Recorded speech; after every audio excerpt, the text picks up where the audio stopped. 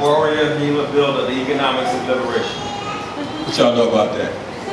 Warrior, healer, builder, the economics of liberation. It's a cost to be the boss. I want y'all to give it up for this brother right here. WAKESSA. Big W. Big W.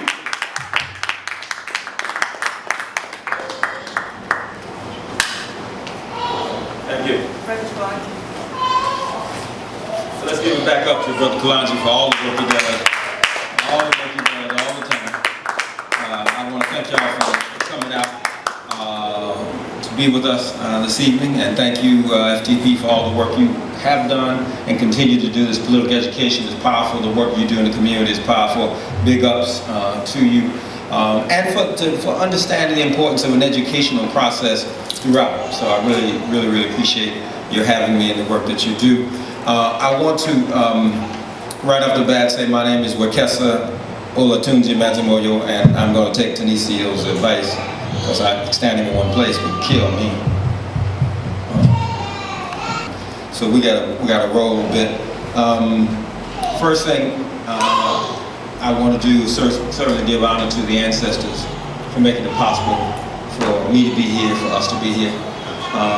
It is a tradition, the tradition of pouring libation.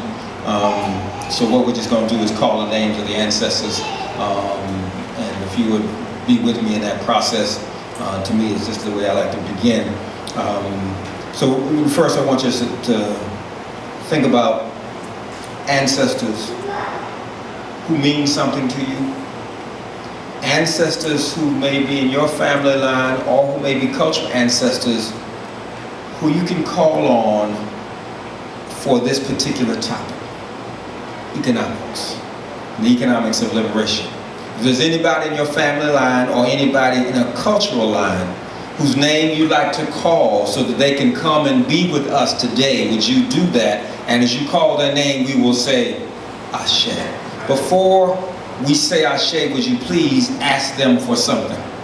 What is it that you would like to have them come to be with you for as we work with, as we develop, as we learn about, as we implement Warrior, Healer, Builder, the economics of liberation? Marcus Garvey, he says, what do you want from it, brother? Discipline. Ashe. Madam C.J. Walker. What you want from Madam C.J. Walker?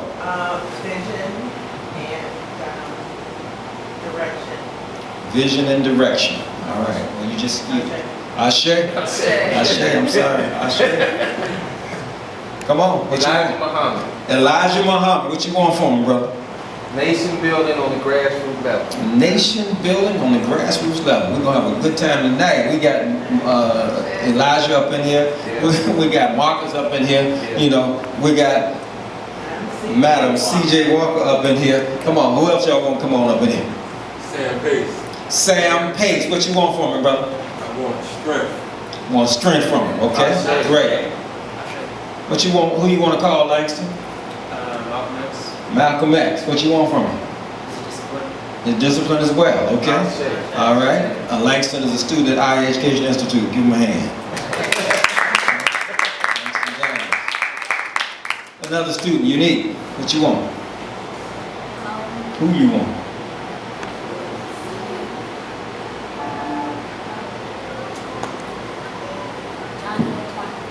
John Henry Clark. What you want from him? His knowledge. Okay, his knowledge. All right, knowledge about economics? Mm-hmm. Okay, come on, it's all right. Who else? What you want? Chisulu Getty. What do you want from him? Courage in business? Well, I said encouragement, but yes, courage. Encouragement and courage in business. Chisulu Getty is her grandfather, my dad. Okay? All right, Phil, what do you want? Who do you want? My great uncle Jake resolved to not work for white folk. That resolve, continued resolve, and self-determination. All right, Ashe, Jake, come on with it. Anybody else? See, economic teachings of John Henry Clark, okay? We don't know the economic teachings of Malcolm. It's important that we bring the teachings in. I'm here tonight to talk about warrior, healer, builder. If you know anything about me and I Education Institute, you know that there are three things that we bring, and we advocate, and it's all the time. It's not separate. It's, we have to be, in order to be successful, we have to be warriors, we have to be healers, and we have to be builders. I don't care what you're doing. I don't care whether you're talking about a relationship. I don't care whether you're talking about a relationship with a child, a relationship with ancestors, relationship, you know, with your spouse. Doesn't matter. I don't care if you're talking about building a school. Whatever we are doing, we have to have those three components. What are they? Warrior, healer, builder. Warrior because we have been aggressed upon, and we're continually aggressed upon. There are people, there are policies, and there are practices that aggress upon our people in every area you can think of. Okay? You don't have to choose this area if you don't want to, but just choose any area you want. Find the people, the policies, and the practices that aggress upon our people, that limit and oppress our people, and challenge them. This is so critical, because many times us as warriors, we prepare for the day when they're gonna kick in the door. We muscled up, we armed up, we strapped up, and I ain't got no problem with it. The problem is, we don't need to wait until they bust the door in. Okay? We got to find where they are aggressing upon our people 2 miles from our door. Join with the people and start fighting against that. Fighting against the people, fighting against the policies, fighting against the practices that oppress our people in that area. And in this area right now, I'm talking about economics, but you can choose any area. Now, some people say, well, you know, but that's kind of like incremental, it's not sovereignty. It's practice, and it's extension. Now, I'm going to call Amos in here, because Amos Wilson teaches that isolation is the handmaiden of oppression. What does a handmaiden do? What does a handmaiden do? Any man's an old word, so you may not be used to it. Assist. Serves. Handmaiden serves. Isolation is the handmaiden of oppression. Oftentimes because we are correct or believe we are correct, and we have a particular correct philosophy, or we have a particular kind of approach, we isolate ourselves, and it's the handmaiden of oppression even if our ideology is revolutionary. That's right. Because we are all we got. And the solution is extension. One of the ways to extend is to extend into our community, supporting our community, fight against those people, policies, and practices that aggress upon our people in a particular area. Now, if any of you who studied guerrilla warfare, what's the quintessential lesson in terms of the relationship between the guerrillas and the people? Does anybody know? Who protects the guerrillas? The people. You cannot be separate from the people and get the people's protection. You cannot be so correct. We cannot be so correct that we're separate from the people. We just can't do it. So here what I'm talking about is finding ways right here, right now, and you can choose whatever level you want, where our people are being aggressed upon economically. We're going to talk about a couple tonight. Particularly, we're going to talk about the way we're being aggressed upon in terms of our homes, because it's just huge. And in terms of debt, student loans and other things like that, because it's huge. Fight those areas. Join with the masses of our people fighting to push back those policies, practices, and people. And we will be exercising our warrior muscles. And we will also be gaining comrades. We'll be able to recruit. We'll be gaining respect. And in fact, when and if folks then want to come and knock our door down, we won't be by ourselves trying to keep them out. We must be warriors. And we're going to talk about some examples of warriorship in a particular area in terms of economics. Okay? Because I'm going to give you some like this theory and that kind of thing, but always, if you know anything about me, I like to work harder than I talk. And I love to talk. But my work always is ahead of my talk. So if I like to talk, then you know I love to work. And it's important for us to produce examples like that. All right. So in addition to being warriors, all of us, in any way our people being aggressed upon, we also must be healers. Why? Because we have been aggressed upon and wounded for hundreds of years. And there's not a person in here who's not wounded by oppression. There's not a person here whose parents weren't wounded by oppression, whose grandparents weren't wounded by oppression. I'm talking about white supremacy domination.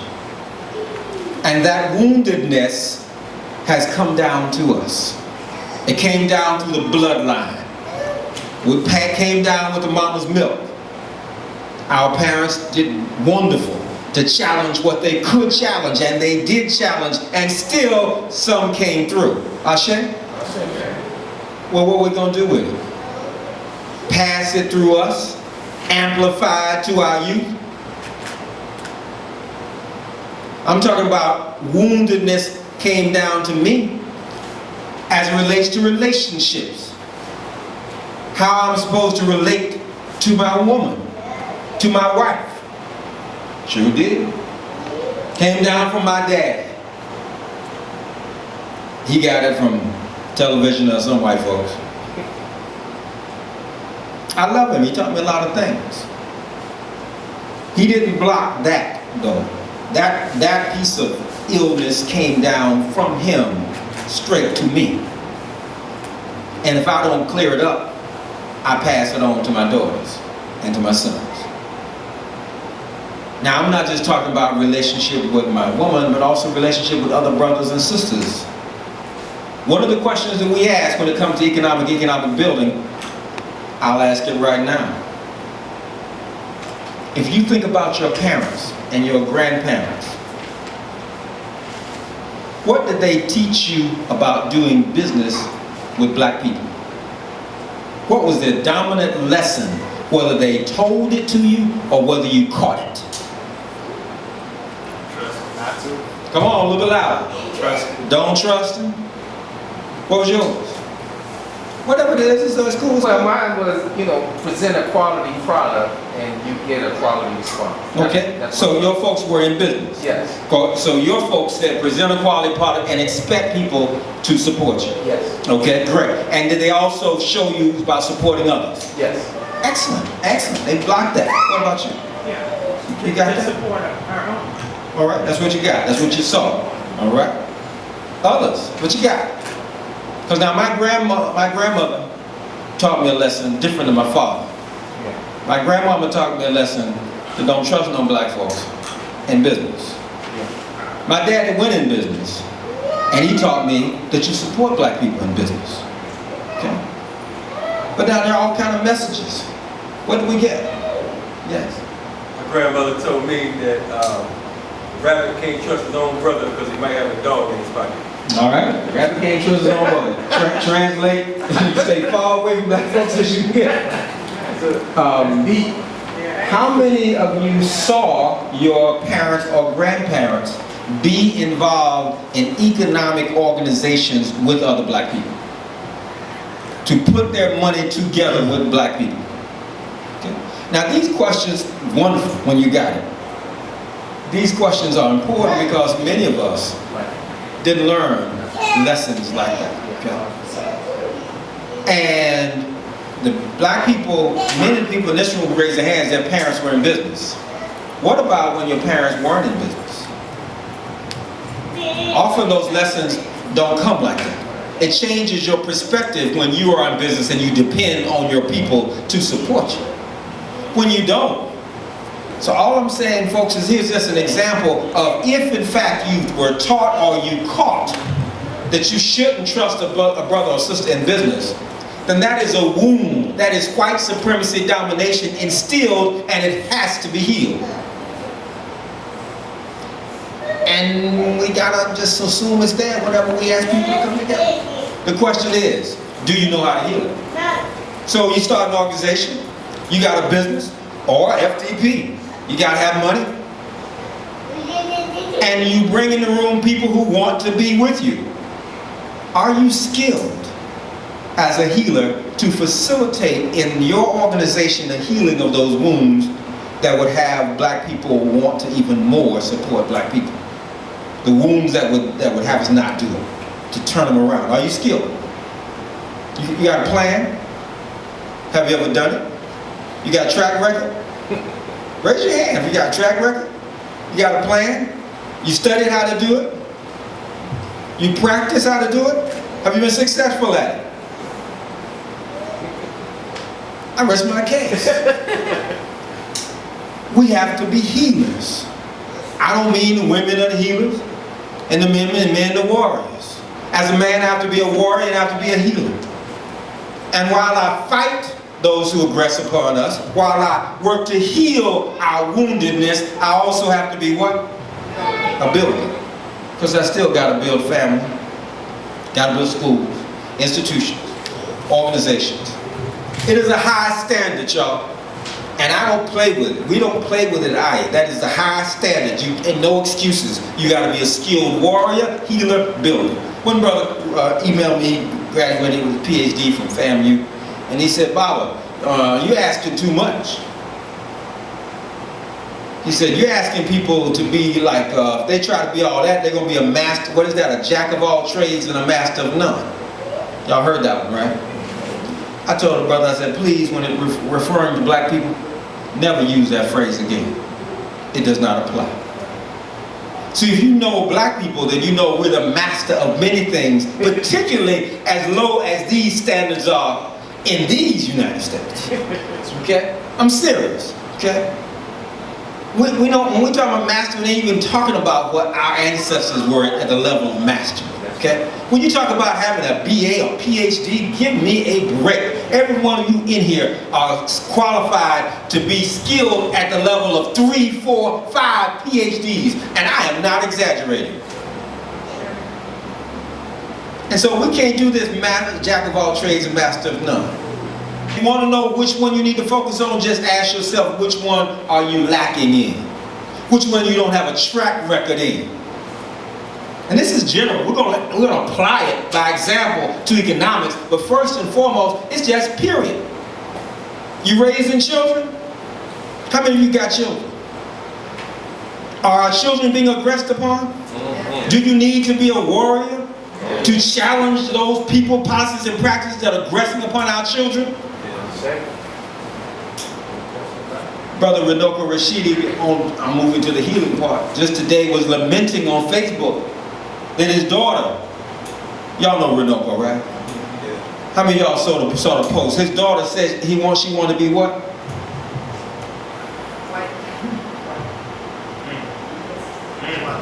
Now he was been out of shape, like what? His mama has locked this, is Renoko, this is what images all around, where is this? Just to say it straight, she said she didn't like her hair. She said she didn't like her hair. She wanted hair like this Disney Hannah or something?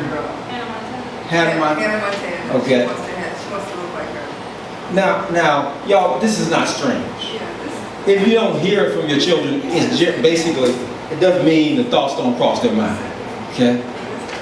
So what I want you to know is, being in an African-centered cultural set doesn't make your children immune from. That's right. Okay?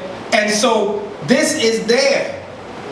It's already there with his baby, his precious baby. She's 7 years old. Wow. You think he can being a warrior is going to stop it? It's already there. He has to become a healer.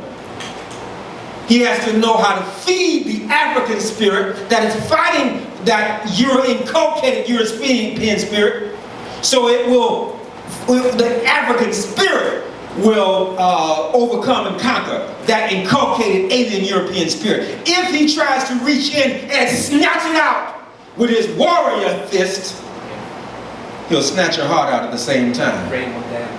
He'll create more damage. Trust me. Yeah. I know what I'm talking about. Okay? So we as parents, we gotta be healers.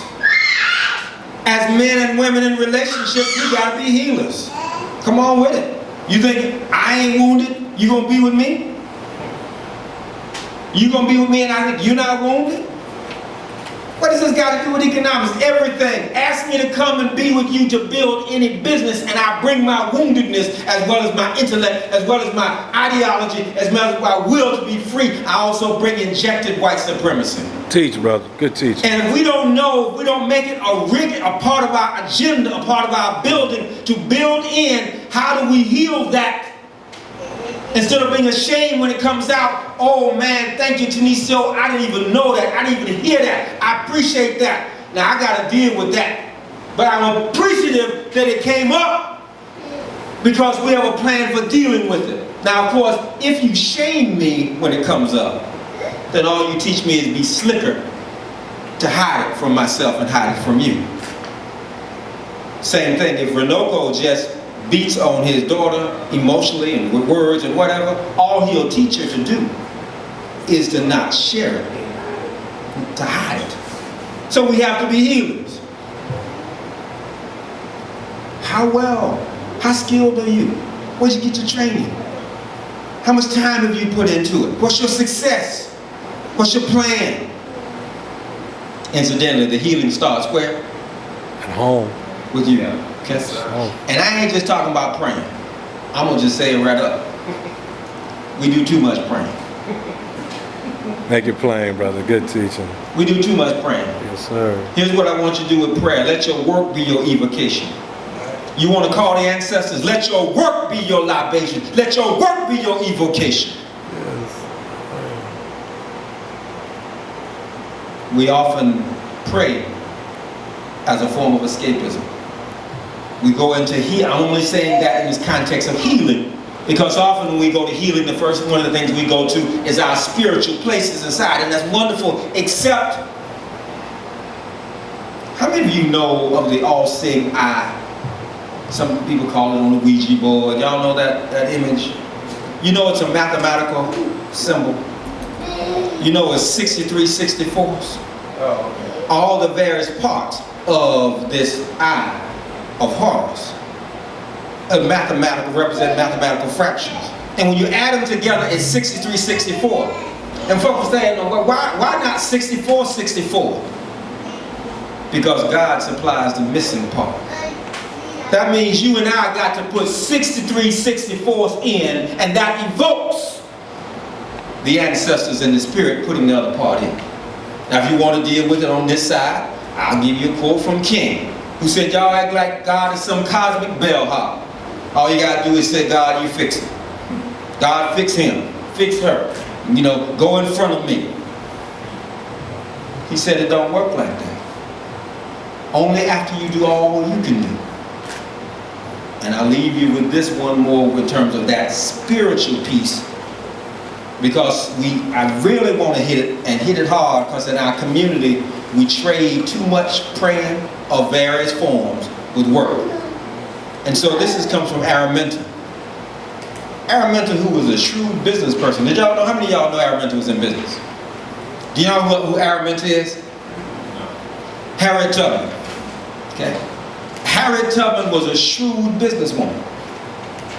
Harriet Tubman, I like to call her Araminta. Araminta, y'all know, freed herself, came back 19 times, freed over 300 people. Y'all got that down, right? Right. Araminta also was fought in the Civil War. Not as a, what would they say, just a scout. Not as some assistant, but as a leader, as a general. She was one of the earliest ones to get to South Carolina. She got to the islands, and when she got there, black folks looked at her funny, because all of the Union soldiers, the white guys, had come through the abolitionist movement, and they knew her. They had supreme respect for her, because she was a soldier and had already proved that. So these folks were looking at, who is this black woman who talks funny? Why does she talk funny? Where's she from? Maryland. Where did I say they were? South Carolina. Don't she talk funny? Okay. Because how you talk on the islands of South Carolina? Okay. Hey, so she talks funny. And she's hooking up with these white dudes. So they didn't trust her. And to do her work, she had to earn their trust. So how do you think Araminta, and she got paid.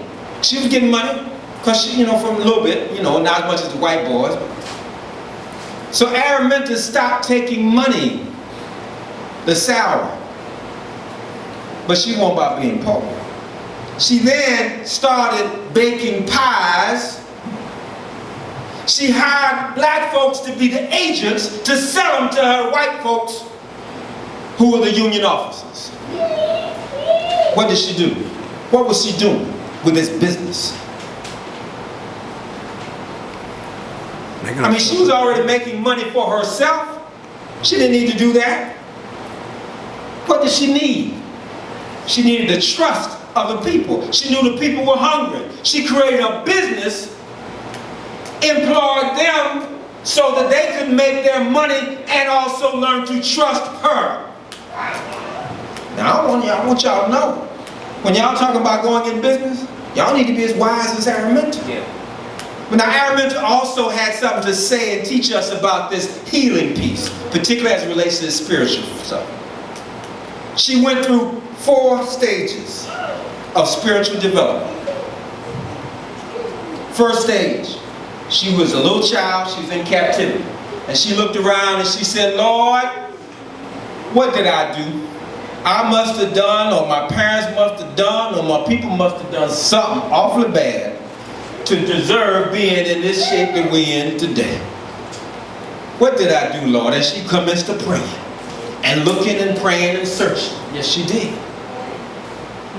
And after looking and searching and praying, she came to the conclusion. She said, Lord, I done looked, I searched, I prayed, but you know what? I think I've been praying the wrong prayer. I think I've been looking the wrong place. Ain't nothing wrong with us. Something's wrong with them. So, Lord, would you change their heart? Because they're hard-hearted. Change their heart. And she prayed and prayed and prayed and prayed and prayed and prayed that the Lord would change the white folks' heart. And after a while, she said, Lord, I'm sorry one more time, I've been praying the wrong prayer. It's surely them, and if you won't change the heart, would you please take them out the way? That's just step 3. She prayed and prayed and prayed and prayed and prayed some more, and then she said, Lord, I finally got it. I finally see the light. I'm sorry for being so blind. She said, Lord, get behind me. I'm going to take them out. What she did is what her brothers and sisters in Haiti did. She called on the Spirit to support her work. So as we're talking about healing, we're talking about calling on the Spirit to support our work as opposed to calling on the Spirit to do the work for us. Okay? This is just important for our community, in terms of this conscious community. All right. Now, in terms of builders, some of you have a handout. You have on this side, it says just at home. I want you to turn on the back side. Because I want to give some examples and go through a few things.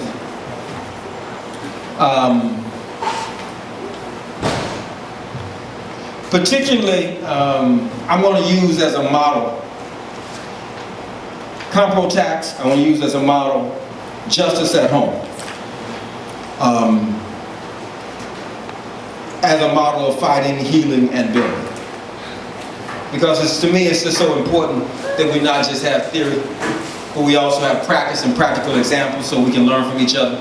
I really love when I see brothers and sisters doing. Let me also make a commentary about unity. How many of y'all think unity is critical and needed? It's serious? I do too. Now I also want to tell you that also unity can also be a form of cowardice. It can be hide from us you see, because we can't act until we're what? Unified. Unified. Can't do nothing until we're unified. Alright. Well, there are many ways to be unified. If everybody in this room is in a different state or different part of this community, and we agree that there's a place we're trying to get to, it's called freedom, it's called sovereignty, it's called health of many variations. And each one of you are holding it down where you are headed to that center place. Are we not unified? For real, for us. Y'all, that's the kind of unity we need a whole lot more of. Okay? So when we do come together in one space, then we're collaborating. Then we're saying, I need this. How do I know I need this? Because I'm trying to get from point A to point B. And brother, you got exactly what I need. Thank you very much. Whether it's information, whether it's money, whether it's an idea, or whatever. When you have us come together before we do any work, then all we have is these various theories about it. I don't have any practice. I don't have any sense of what I really need to get from point A to point B. Because I haven't started trying to get to point A to point B. I've been too afraid to get to point A to point B. And I haven't been working to reduce the fear. Except for to say we ought to come together. So if we're talking about building, if we're talking about business, y'all, we need to get busy.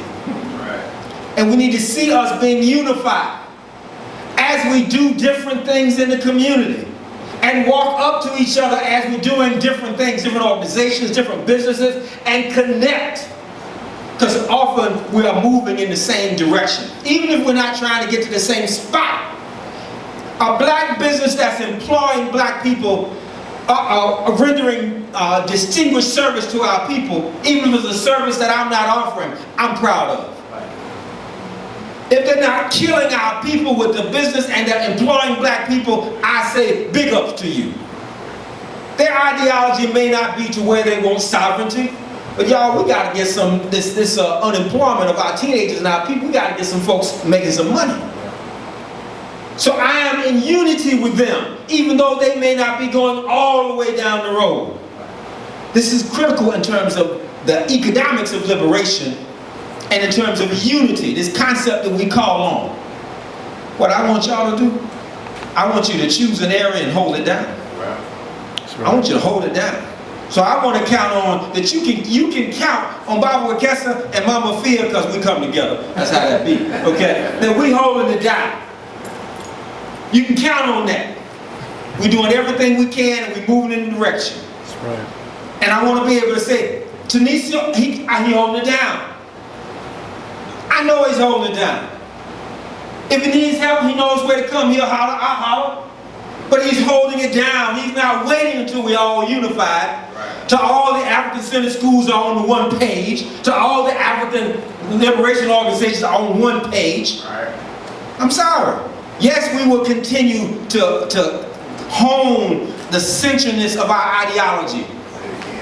But we also, y'all, got to start where we are and start learning what it is to be in business, what it is to take your organization from point A to point B, what it is to fund your work. That's what I'm talking about. That's the economics of liberation, not unity in the sense that we're not going to act until we're all together. We need to act where we are, and it'll have us come together. Trust me. Because when I need something and you got it, I'm coming. When I'm doing something and you know and you see that what I have is what you need to help you move forward, you coming. And when we can help each other in that way, then you have a kind of unity that is not just theoretical. It is not just because we're in one space. It is not because we just wearing the same clothes or have the same last name. It's a unity that's knitted together because this person came and helped me when I needed it. Wow. This current person brought this part that I had to have. That's the kind of unity that comes from us starting from where we are in our various disparate places, working to come together, but working to hold it down. All right, so that's my appeal on unity. Thank you for giving me the opportunity to do it. I want you, does that make sense to y'all? Yeah. Can I get an ashe? Ashe. Then pass it on. Because next time you hear somebody talk about unity, just make sure that we ain't just talking about one unity, and it's not a unity that prevents us or we have to have before we can move and before we can act. That's what I ask of you when it comes to that. Let's get to justice at home and compro tax. Also, you know what I need? I need a timekeeper of how people are being dressed upon. I want to use the example from Justice at Home. Many of you know, and some of you, how many of you are underwater in your mortgage, or you know somebody who is?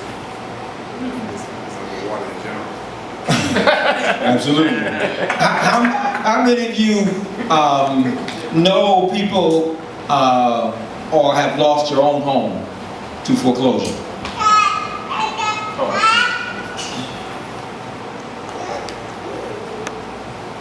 How many of you know of the particular policies that were in place to make that happen? The policies or the practices? I know some of them. Okay. No, you don't know, John? Okay. Well, it's an example. Justice at Home is an organization of pro se litigants, that is homeowners and supporters, who fight the bloated bank's foreclosure machine and fight the practices and the policies, both the practices that the banks are instituting and the legal policies, the legal, illegal policies on the part of the government to support that. What's that pro se mean? Thank you. Pro se means to represent yourself. Okay? That's all. Litigant means that you're fighting in court.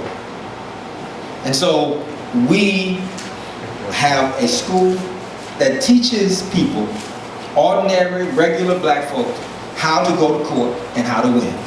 In Georgia, and we know what we're doing. And when I say we know what we're doing, Afia and I have successfully been pro se litigants since 2009. We've gone up against JP Morgan Chase, we've gone up against GMAC, we've gone up against Bank of Mellon Trust. We fought them in state court, won a victory, they removed it to federal court. They paid off judges at the district level. We fought them to turn their 1 lies into 20 lies, and then we appealed it to 11th Circuit Court of Appeals. Now I want you to know 11th Circuit Court of Appeals is the most conservative, racist court of all the circuit courts. It used to be the most liberal. But the 47 years of Republican presidents has stacked the courts. The courts, when you are appointed to a federal bench, it's a lifetime appointment. And so these folks in the 11th Circuit have been appointed specifically to flip the script, because early on, folks in this area during the civil rights movement, early black power movement, used the federal courts to advance our causes incrementally though they were, right? So that was a clear target, and that has been successful. So I'm talking about Afia and I walk up into this court that is a racist, it's what I call it, 11 Klansmen and a woman. A Hispanic woman. That's make it up. Okay? Yes. Yes. I ain't finished. She said, I ain't say we won. No, we walked up in there. Okay? Now y'all, we do. We gotta take your time with it. Because this is a fight.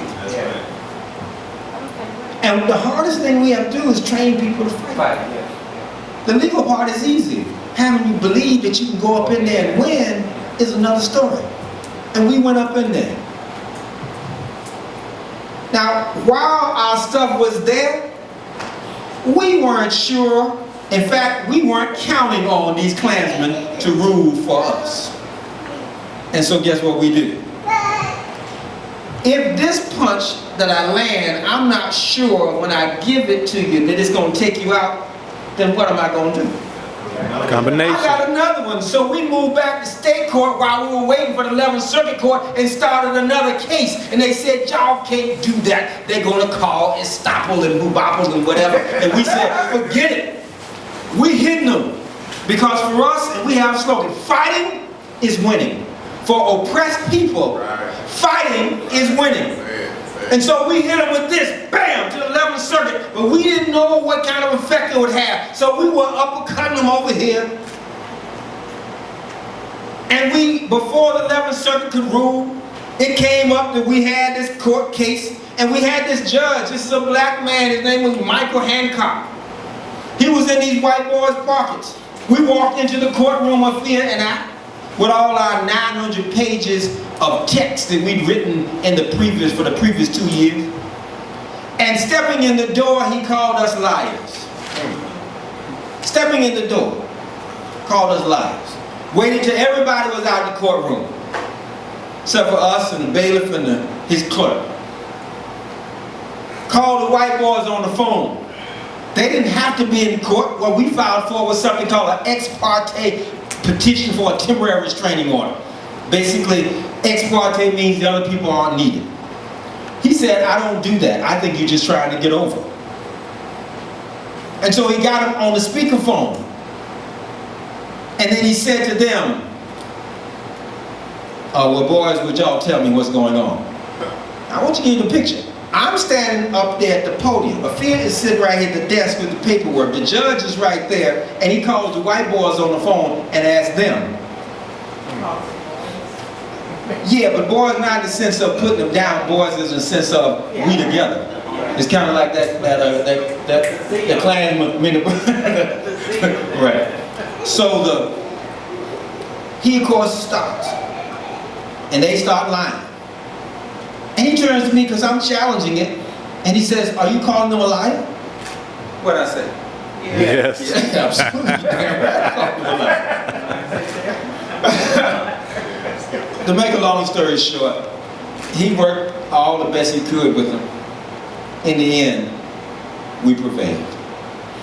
We prevailed so much that the other side conceded. Now I'm talking about Troutman and Sanders. They conceded so that our second case moved forward. That was September 2nd. A week later, we heard from the 11th Circuit Court saying, "Booyah! You won here too."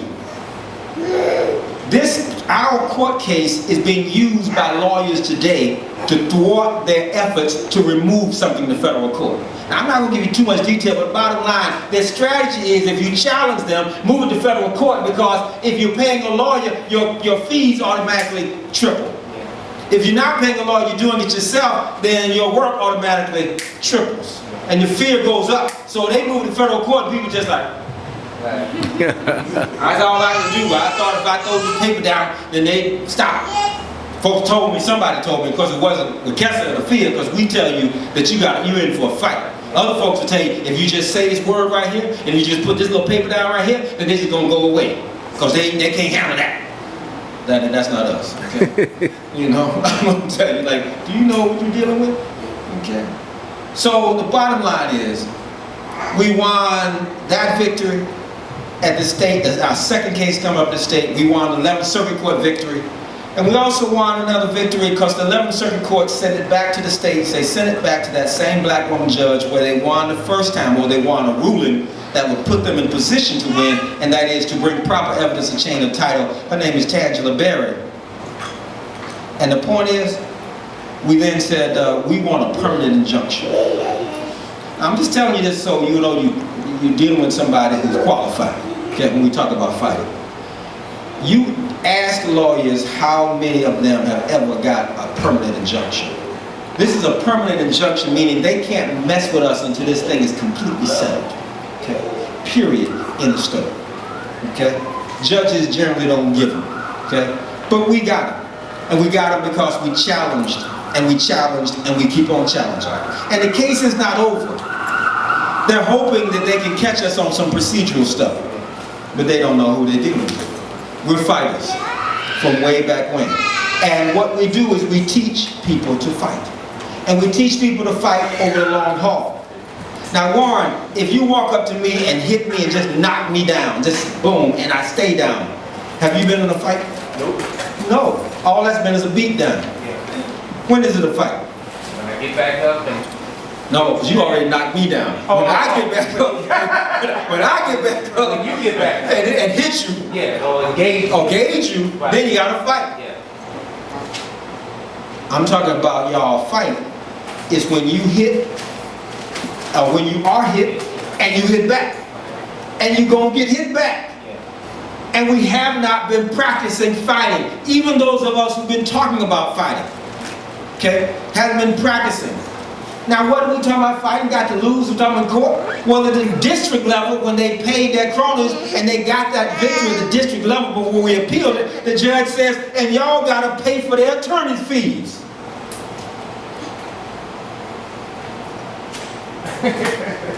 A year and a half with Troutman and Sanders?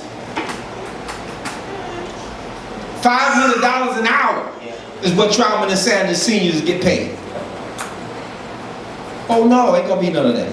Thank you, brother. Okay. That clock is right, 8:37, right? So, Justice at Home is fighting these policies and the people who are aggressing upon our people economically. I encourage you to learn about it. I encourage you to join it in many different ways. And here's why. In 2007, the wealth gap between black people and white people had shrunk to 10 to 1. Now that still was a lot, but it had been much more than that. I'm not talking about your income, I'm talking about your wealth. I'm talking about money that you got for the future, money that you got, for passing your, having your children go to school, money that you got when it's an emergency. I'm talking about your wealth. That gap had been reduced to 10 to 1. Today, just 5 years later, what is it? 17, 18. In 2009, it had doubled to 20 to 1. I don't even know what it is now, but it's kicking. It's doubling. Why? Because our wealth was where? In our homes. Our wealth was in our homes. Folks, people started this action legislatively 30 years ago, destroying or changing the Glass-Steagall Act and all of those things, okay? To in fact set them up to aggress upon our people and to be compensated for it. Love to do it in a space just like this. Inside job, a video that we show and teach. I'd love for you to, if you hear it just at home, you hear it, come see it. So that you can begin to see, because we have to know the policies and practices in any area. You don't like economics? Then just look at education. The point is, we're attacking these policies and practices, and we're attacking the people, and we're teaching people how to do it. Now, I promised that I also talk about debt. How many of you own your home?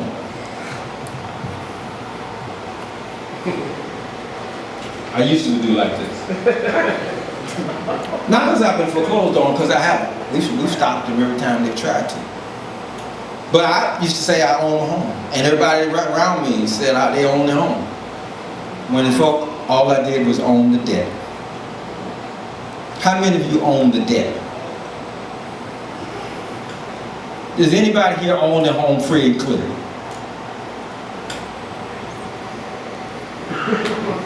Yes, it is. That's fine. That's us. That's in-house. That's in-house. So we got 2 people who own the house for 3. Almost. Okay. Now, what's important is this notion that we own the house when we own the debt. Okay, is crazy. It's just not true. And when we own the debt, you know what really is going on? The debt owns us. One of the things that we did, Justice at Home. You remember I said warriors, healers, and builders. So we fight, and we've had over 100 between the people and their supporters and family members. There've been over 100 of them do Justice at Home. There are 5 cases going on right now. Okay, active cases, and every month there are different cases going on where people are fighting dispossessory, eviction, and all of that, and they're learning to do it and doing it successfully. While we fight, we also must heal and build. In order to build, one of the things that we formed is an asusu. Y'all know what an asusu is? It's a home buying collective. Now this is business. While we fight how we're being aggressed upon over here, so that a fee in our house since 2009 and we haven't paid a mortgage payment, and we're not squatting, and there's nobody that's gonna come and get out. They got to win this case, okay, that we are winning in order to even get access, to get anywhere close. So while we flip the script and we're fighting and have them all at bay, we know that this is America. Okay? And we know that folk can pay judges and do what they want to do. And tomorrow, we may lose that. We don't intend to, we don't believe we will, but we know where we are. And so, since we know that, then in fact we took the space, we've organized a home buying collective in Isusu, and there are 10 of us, 11 of us now, let's use 10. And we dropped $500 a month. We made a commitment that 2.5 years, for 2.5 years we were going to pay $500 a month. And every 2-3 months, one of us was going to buy a house free and clear. One of us was going to buy a house free and clear, so that at the end of 2.5 years, all 10 of us would have homes free and clear. Yep. Now, of course, I could save 2.5 years myself $500 and have the same money. Which is better? Everybody. Building. But you see, there's a problem. When we first started, one brother said, "Are you going to have people bring their credit score?" So how are we going to do this? We're going to ask these people to come together and they're going to pay $500 a month and they're going to get houses every 3 months? How are we going to trust them, bro? How are we going to figure out how to trust them? How you gonna figure out the trust? Yeah, trust them. I mean, you know, you might join the group, get your house and say, forget it. Then I won't get mine. Well, that's where trust comes in. You know, it ain't there. How we gonna get it? You see, when I grew up next to you, from this age and this age, and your grandmama used to, you know, feed me and whoop my butt, okay? And we used to go down there and play with Pookie and them, and my granddaddy would take it. And we got trust all the way up here, bro. We got trust in the bank. So we can start this collective putting our money together and buying property together. You see, the magic is when the currency is greater than the trust, you got a problem.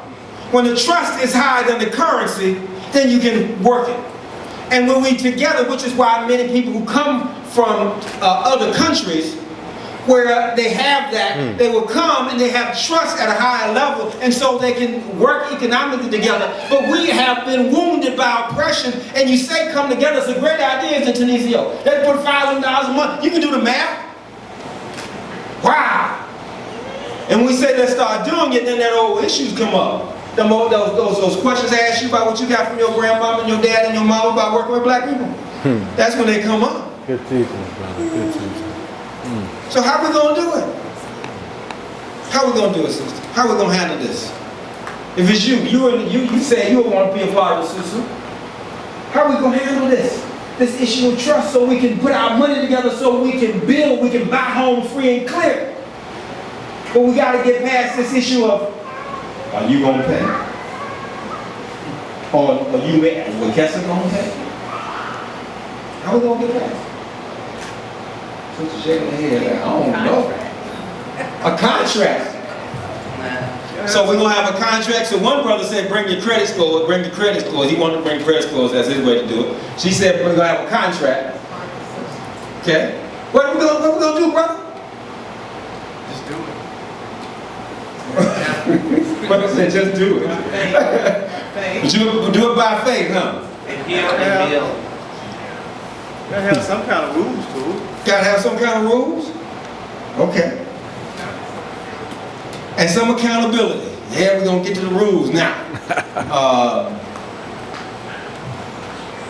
The fact of the matter is, this piece, where we're fighting over here, that fighting gives us space, a little bit of space to build.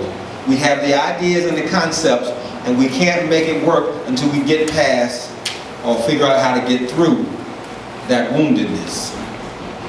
And so a part of this Isusu is that you have to attend a weekend retreat of healing oppression's wounds, so that you can begin to discover, and we all can begin to discover and share how we have been wounded by this oppression and how it's come down to us through our family line, so that we get to know each other.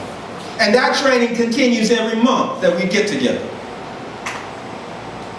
Because if we don't build this trust, if we don't knit this trust, whatever we put on paper, it ain't gonna make it work. I mean, it's good, we got paper. Okay, trust me, we got paper. The paper is we have a agreement that we'll stay in for 2.5 years. The agreement is that the LLC, you know, under the Susu is the LLC that owns the property. You pay for 2.5 years and you get it.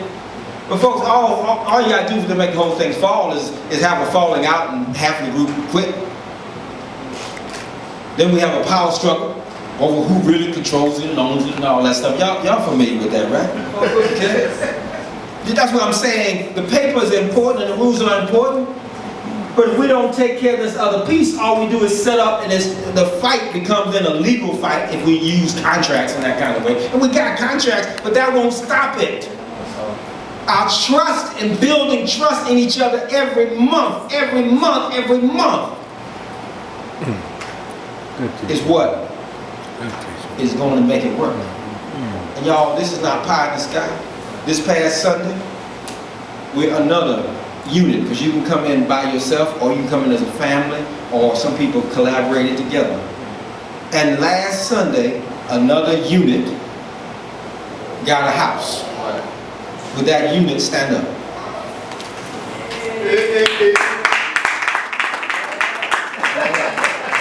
Now, I want you to get it. Ife, how old are you? She's 20 years old. In college. Sacrificed, worked all summer last year, didn't take a dime payday so she could in fact pay her Susu payments. Okay? How old am I? No, you're not. Okay. And Allende and she collaborated because neither one of them were ready to pay $500. At the same time, they wanted to be a part of the process and her own property. And so they paid $125, she pays $250.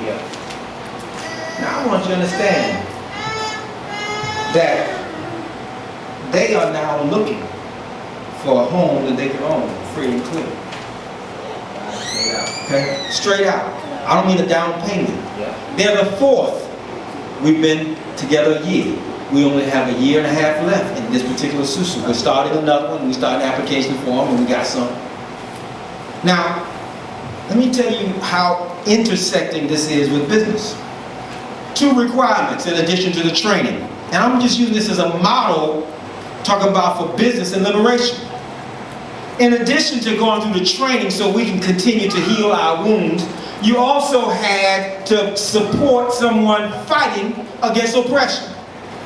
If you're not fighting against one of those bandits, you had to support somebody fighting. What do you learn when you fight with somebody, Tanisha? When you fight side by side with them, do you know them? You get to know them? Don't you get to know them? Don't you get to trust? Don't trust go up? When you are fighting side by side against an enemy, we said we're building trust. I asked you how to do it.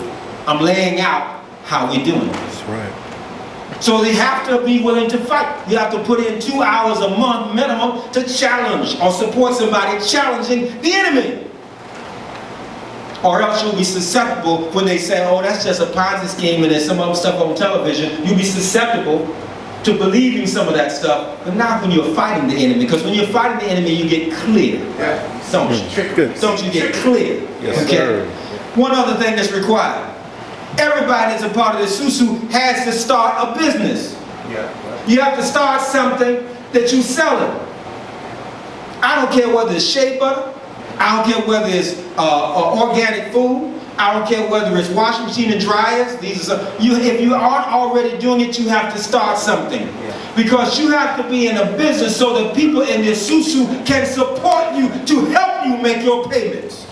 I want you to understand, most times when you go and get a quote-unquote loan, do the people you get a loan from call you back and say, excuse me, sir, Mr. Green, I understand that you have a business and that you sell we'd like to order, you know, a standing order of those from you. Have they done that? No. No. Nobody, yeah. In fact, they're sitting there waiting for you to do what? Default. We're flipping the script. Because we said, you made this commitment, it is yours, and it is ours to help you make it. And so we made a commitment. Eric Weems sells shea butter in our Susu. Where do you think I get my shea butter from? And I will for at least another year and a half. Okay? Yinka sells organic produce as a part of a co-op every month, every week. I'm there. We made that commitment to each other. One other thing. Teach, brother. We've also decided that we're going to then use our influence outside of our group, and everybody who has a business, we are going to begin to make calls for them. So all 10 members, let's say, on Monday, would make a call and tell at least 5 of our friends about Warren's business. And the next day, it's Langston's business. He has a computer repair business. And we're gonna call. So on Tuesday, he has 50 calls being made for him, directing it to him, and he also calls. Are y'all with this? Do you understand what we're talking about? Now I want to just put a pin in this, because one of the most difficult part of business building is selling. Because our people have been told we ain't supposed to sell. We have stuff like, I made some money off him. Y'all heard that? I made that off him. As if I, you know, defecated on him or something, you know? Not like there's a fair exchange here. Not like there's whatever. So part of what we're talking about is turn ourselves into sales warriors. For our fellow Isusu members, for the cause of us owning our homes free and clear, for the cause of us then being powerful, because in a year and a half now, all 10 of us will stand shoulder to shoulder behind our properties that we own free and clear. And what will be the next question we ask ourselves? Y'all tell me.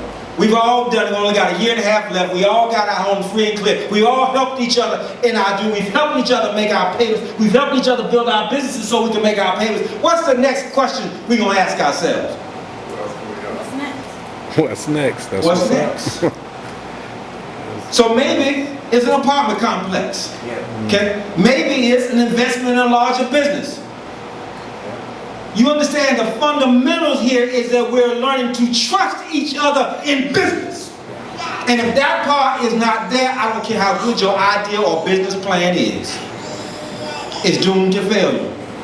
And if it's not failure, it will succeed because you are on white folks' sugar tip. And they're going to control it. This is just for individuals or individuals who come into the unit, or could it be for, say, like a nonprofit that may be looking for? If a nonprofit wants to do it as a unit, that's the nonprofit's business. Okay. Now they got to be black though.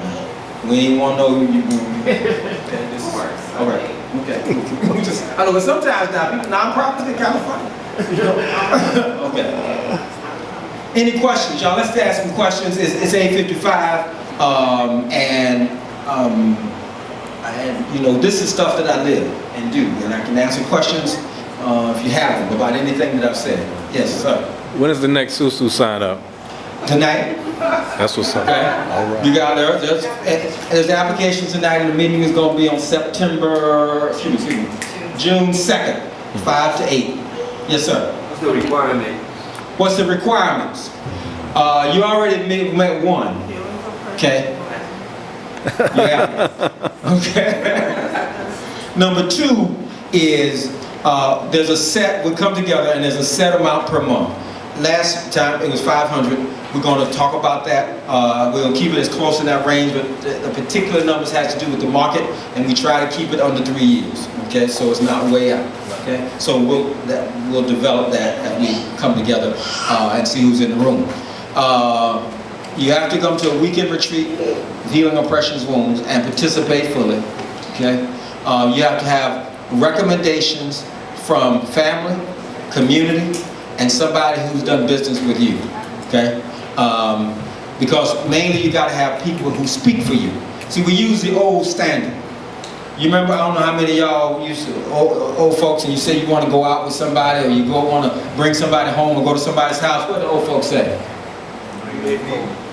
Bring them and meet me. What is it? What you say? I heard it. Who they people?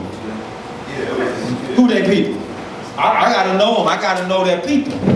Well, we don't want your credit score. We want your credibility. Okay? We want to know that there's some people in the community who can speak for you. Speaking of that, we flipped this on its head. Let's talk about economics. Please keep this in mind. If you're taking notes, you may want to write this. You get, credit is short for credibility. And you get a high credit score based on the interest of the people you serve. If you serve a people's interests, then you have a high credit score. Don't believe me? Decide you're going to be really great with your money. You're going to be a great steward of money. You're not going to buy anything on credit. You're going to pay cash, save and pay cash. And if you do get something on credit, you pay it off in the first month. All right, so you've been doing that for years. So you're a good steward of money, right? Right? Okay, now let's say you need a big ticket item, and so you now need or want some big credit. Will you have a high credit score? No. Why not? You've been good with money. You've been saving your money. You've been buying things. You've been a great steward of money. You've been paying off your bills just like that. Why? Why won't you have a good credit score? You gotta build it up, little by little. What you have to do is you have to prove that you will serve their interests over your own. When you prove, that's your track record, brother. Okay? That you will serve their interests, Corporate interest. over your own. That's right. Then you will have a high credit score. That's right. Well, why don't we then have a high credit score in our community? Earn credibility in our community by serving the interest of our people. So in this Isusu, my brother, that in this Isusu, I want you to understand, we have an ironclad commitment that we will serve the interests of this group and everybody in it. So when Eric Weems lost his job, and he said, man, I got to start hustling, I got to start selling shea butter, start whatever. I said, come on, bring it here. I want some. I want to order. I'm going to serve his interests. And I want y'all to understand the power of that little model. Because let's say I'm a photographer, I'm in school, and so somebody wants to help me make my mortgage payment. I mean my Isusu payment. And so they buy something from me. And what they buy doesn't equal $500. But do you understand what it does to inspire me? When I know that this sister had bought something from me, I don't care if it was $2 worth to help me make my payment. Do you understand how that makes me get on up? Okay? More creative. See, if you really want to understand the whole 7 fish, and all that, then that's what it would be. The result of somebody buying something from me would be multiplied. Because I'd be inspired. Because I know they care about me. They're rooting for me. Where have you ever had a bill where you knew the people you had to pay were rooting for you? But we got to heal. That's right. So you understand, we have built this difference inside of this economic enterprise. I also will ask you another question. You've been involved with other black people with business. How many of these elements were in? None. We got to put them in. You see, my work is healing oppression's wounds, and I've been doing it for years. And I've been teaching people, here is a model, here's a working model of warrior, healer, builder that's working in your community right here. We only have a year and a half left in that particular Isusu. Y'all, I want y'all to know, when you peeling off houses, and whenever y'all going down Delo, y'all know where Delo is? Yes, sir. Y'all cross on the 166 and the 5th house on the right hand side. Just kind of wave at it. Because that's my house. Okay. 3 bedrooms, 2 bath, brick house. Cash. $12,000. Just wave at it. And if you hear that we need some help, then consider this is better than Habitat for Humanity. Y'all heard of Habitat for Humanity? Y'all ever thought about going and volunteering and and have a good idea? Well, guess what this is? This is better than Habitat for Humanity. I want you to support these Isusus even if you're not physically in it, because we got to have models of this kind of economic development and business and trust building in our community. And we ain't running around saying black folks, we ought to trust each other. We actually are building the trust month by month and making it happen. Next question.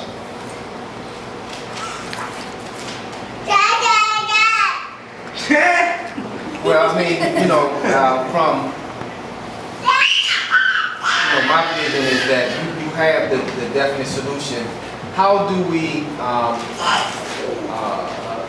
get it through the different entities, what you say in reference to them keeping what they do? Because I think a lot of times it's also a little more than trust. It's about how do I keep my thing going the way I'm doing and not jeopardize it going into something I don't know anything about. You mean like organizations collaborating and trying to keep their own thing? Right. Give me a concrete example. Well, I'm just saying, Let's say what you and me or something. Yeah. Like I got a group of Brotherhood Collective. We have a way of doing business and how we do things. Okay. And it's a lot of people who have apprehension because of new concepts. Mm-hmm. And so how do you, not build trust, but to ensure, to deal with that part of a person who, that insecurity of them doing something different will jeopardize what they have already built. You understand what I'm saying? Not quite. They'll jeopardize what they already built. I'm trying to think, are you talking about different group people within one group? Yeah, say a group, and Okay. just the FTP. The FTP. Right. They have visionary leaders, Kalonji, looking at new things, but sometimes people don't feel secure enough to move to new things because they have built a structure for what they do. Great. Well, one of the things that basically, I said at the beginning that I work harder than I talk. And it's important that we build models so that people can see. And we share those models, okay? There are people in Chicago, there are people in North Carolina who've heard about what we do, okay? And they have decided to be trained so that they can duplicate it within the context of what they do, okay? And that's one thing. Another, when you have people who are wondering, will my leadership be relinquished or whatever, okay? It's a process of continuing to share and show it, okay? I mean, there's nothing automatic about that, except for one of the beautiful pieces about this whole trust building is not just saying it, there's a whole process of us becoming emotionally literate. And if you were in a group with me or we were considering it, then I'd ask you, when you said you were afraid, I'd ask you, what's the danger? And we go through we have a process of having you get the reassurance and protection that you need. Because rarely is it really that no real leader wants to keep going in a direction that they think is wrong. That's never the issue. If they see something and they see it may be better, it is not that they want to keep going in the wrong direction.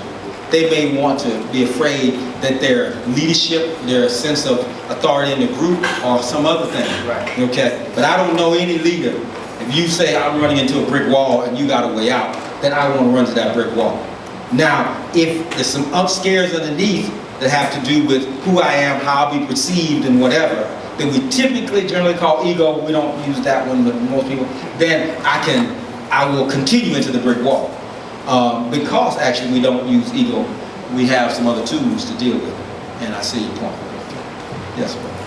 I'm glad you're touching on different components of economics, because one of the things that we were moving towards was definitely cooperatives and so on and so forth. So the timing is just perfect right now, and that's part of the reason why we are taking a break from these political education classes, so that we can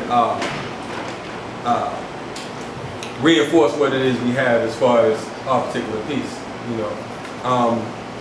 So definitely we want to invite you back during our next piece and make it an ongoing piece, because it's a process. It's not a one-day hit it or quit it type program. And our whole thing right now is just on what you're saying.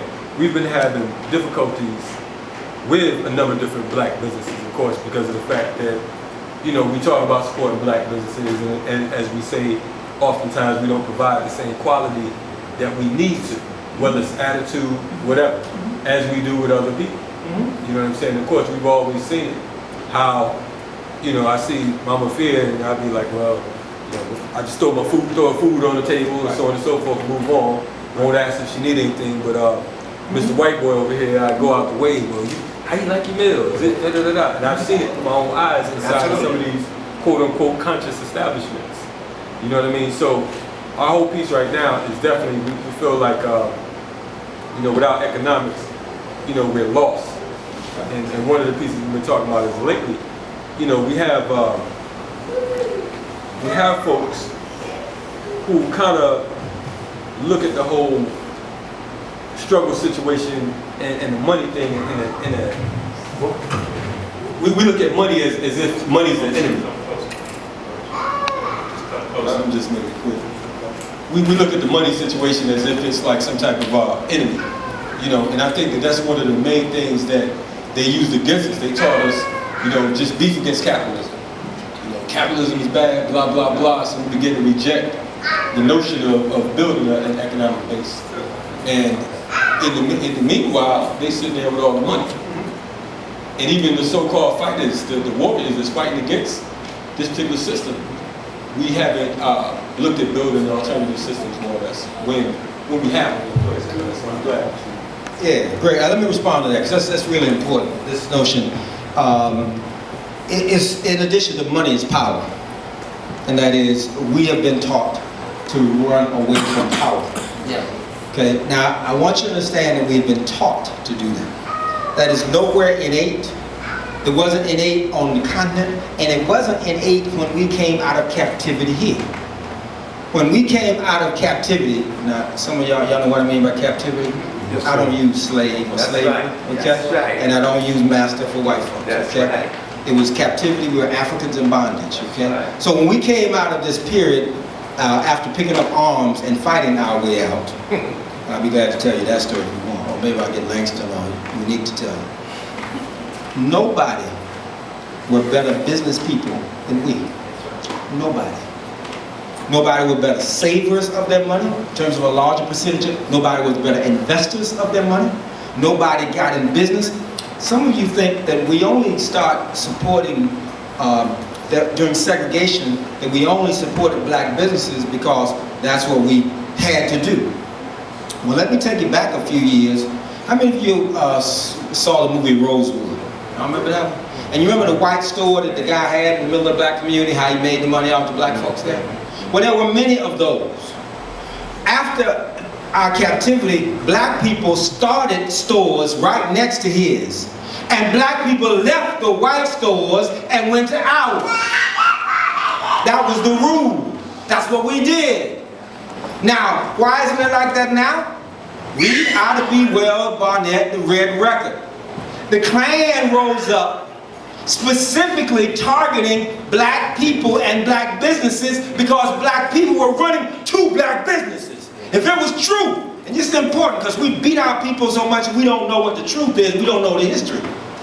We left the white businesses for the black businesses, and the only reason that you don't support them now is because folk put the fear of God in us for doing them.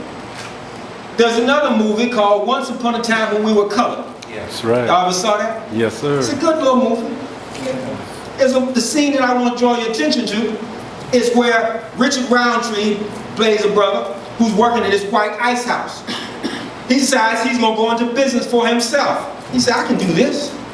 Gets him a truck. And he goes around to all the black people who he's serving and say, when I start my business, will you support me? Talking about marketing, talking about focus groups, talking about whole got it hooked up. They said, sure I will. So he let white boy go, started his own business. Black people started getting their ice from him. White boy got concerned. When the people went to work, they were met with something like, you like this job, Mr. Clancy? Then if you do, then you better start getting your ice from where you used to get your ice from. I want you to understand the role of oppression in shaping this behavior of us not supporting our businesses. What was instilled was fear in us if we supported our businesses. It's critical. And for all the way from that to the Klan attacking black businesses. The book is The Red Record. It's by Ida B. Wells Barnett. It won't about no little white women, nothing. It was target black businesses. So now, if you are a father or a mother and your spouse was killed because they were in business, would you recommend and support your child going into business? At that time? In that situation? Come on, let's get real. You said, no, I want you to be with me a little longer. Okay. Now, I don't mean that we also didn't strap up and take some folks out. We did that too. You also just need to understand how we got here. Why? Because what's in us underneath is a desire to serve our people best and a desire to support our people. That's what's there. You have to feed that spirit, that innate African spirit, so that it does battle with and conquers that injected European spirit that would have me throw you stuff like that. And if we don't know it's there, then we don't know how to feed it. We see the alien response and behavior, and then we decide that that person becomes our enemy. And that person is not our enemy. Yes, that person treated me bad, and I'm not going to take bad treatment. It is the alien implant. And in our longer sessions, we actually do a piece between Amos Wilson's Typology of Power and the movie Inception. So you look at the ways that implants will happen. So it's important that we know that, so that when we approach ourselves and get that, we know that this brother is not operating, this sister is not operating out of their African selves and their best selves. That's not true nature. It doesn't mean we don't block it or talk to them or whatever. It's just that we don't come at it with that edge. Right. If you know your child is not coming out of their true nature, you will block that negative behavior, but you're not going to knock them off. You understand? So that's a really important part of the process. The other is becoming skilled, because what you're faced with is that woundedness. So how do I actually impact this brother or sister so that they actually start rendering distinguished service to our people? How do I confront in ways that make it more likely that I pull out that African spirit? So we get to do that. We get to support each other and do it, with distinguished service.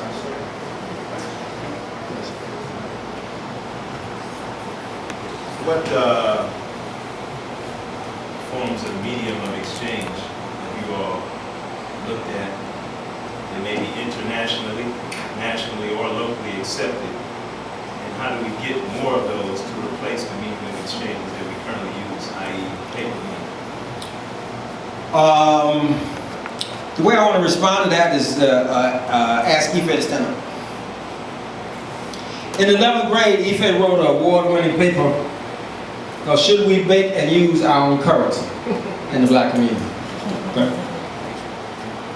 You want to speak about it? I just want to give you some props. I want to give you props. In the sense that what you're asking is right on the point.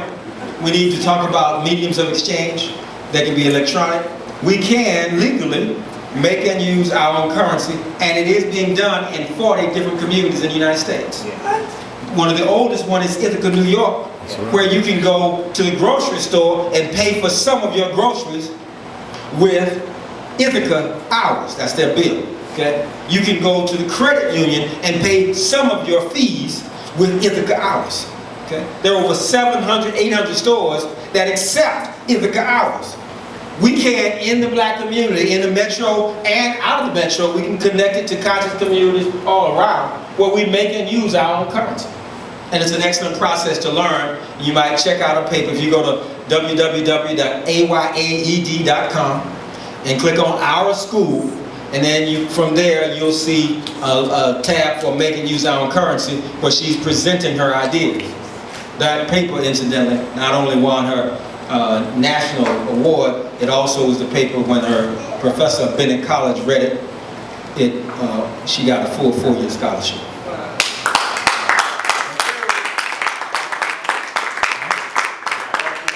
Can you offer one yet, please? Oh, yeah, bro. Oh, yeah. Oh, yeah. Said seeds. Seeds.